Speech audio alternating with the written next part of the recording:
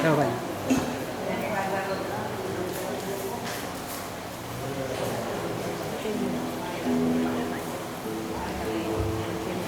Bueno, nos queda una cantadora, un baile y una cosa más y nos vamos al aire acondicionado. Y al gin tonic, a que le apetezca. Que le apetezca un tinto de verano, una cerveza fresquita, cada uno lo que sea. Bueno, nos queda una cantadora, Iris Jiménez, trabajadora. Y lo que le gusta y lo que disfruta ella cuando viene a cantar la jota.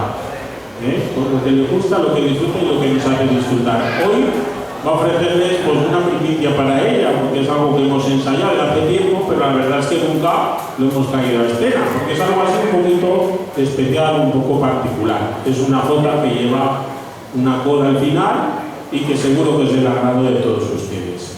Con ustedes, Iris Jiménez.